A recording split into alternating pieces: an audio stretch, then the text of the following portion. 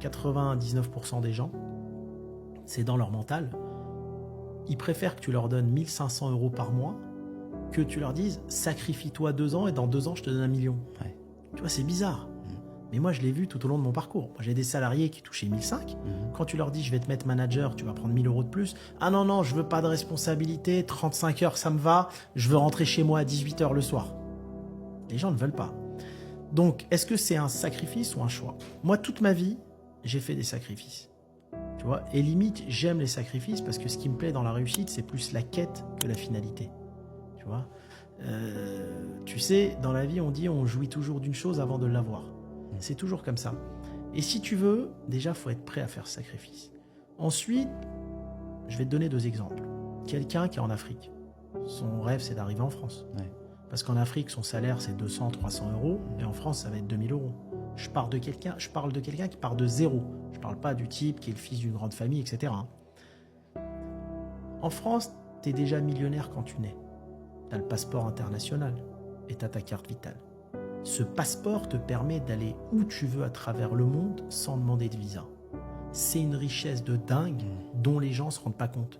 Ils sont là en train de perdre leur temps des fois dans le quartier, en train de se faire monter la tête par des potes. Non, il faut sortir de ta zone de confort. Après, les étapes sont simples. Choisis un pays quand tu es salarié, quel que soit ton domaine de compétence. J'ai un ami, moi, qui est gendarme en Suisse, il touche presque 10 000 € par mois. Choisis un pays où on va bien te payer. Suisse, Luxembourg, Australie. Oublie tes potes, oublie-les. Pendant 1 an, t'oublies. Tu vas dans ces pays-là, tu fais 2 jobs. En face, tu mets pas de frais. Tu sais, j'entendais Anthony Bourbon qui disait un truc, il dit je comprends pas, des gens ils sont au SMIC, ils prennent leur café chez Starbucks, il a tout à fait raison. Ouais, Comment tu vas payer un café 10 € alors que dans ton compte, il n'y a pas 1 000 €? Ouais. C'est ce que je veux dire, tu bois un café, tu prends le truc à 20 centimes. Tu sais, pour s'enrichir, il faut savoir vivre comme un pauvre, voire un très pauvre. Donc tu as tes 2 jobs, tu vas prendre tes 15 000 par mois. En face, tu mets pas de frais, tu te sacrifies. Tu vas dormir dans un hall d'immeuble, dans un sac de couchage. Tu comprends Auberge de jeunesse. Auberge de jeunesse, pas de frais. Faut pas de frais en face. Nous, on a dormi sur des congélateurs. Tu comprends? Tu dors dans ta voiture, on s'en fout. Tu vas galérer. Il faut apprendre à galérer dans la vie. Et c'est ça que les gens veulent pas. Ils veulent tout de suite les millions, mais ils veulent pas galérer. Et là, tu vas prendre 15 000 par mois. Tu vas payer un peu d'impôts, 12 000. Par mois, tu vas gaspiller 500 €. Tu manges minimaliste. Tu n'as pas besoin de marque, tu n'as pas besoin de tout ça. Ça sert à rien, tout ça. Et tu vas, au bout d'1 an, tu as 150 000 € de côté. 1 an, c'est demain. C'est demain, oui. 1 an, c'est demain.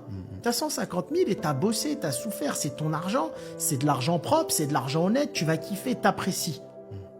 Tu es méritant. Tu sais, dans la vie, c'est important de mériter quelque chose. Oui. Et à partir de là, tu as 150 000. Bah là, tu peux démarrer ton activité. Tu n'as pas envie de faire de crédit. Avec 150 000, tu peux faire une affaire. Tu peux faire un petit resto, tu peux faire un petit snack, tu peux faire plein de business physique, tu peux faire un barbershop, tu peux faire plein de choses. Tu as envie de faire un crédit. Avec 150 000, la banque, elle va te donner 200 000, 300 000. Bah, tu as 500. 500, tu peux reprendre une belle brasserie ou autre chose. Ça dépend de tes convictions. Tu vas faire 1 million de chiffre d'affaires. Bah, ton affaire, elle vaut 500, 600 000. Tu attends encore un an. Tu fais un deuxième bilan. Tu ouvres la deuxième. Ça y est, t'es millionnaire.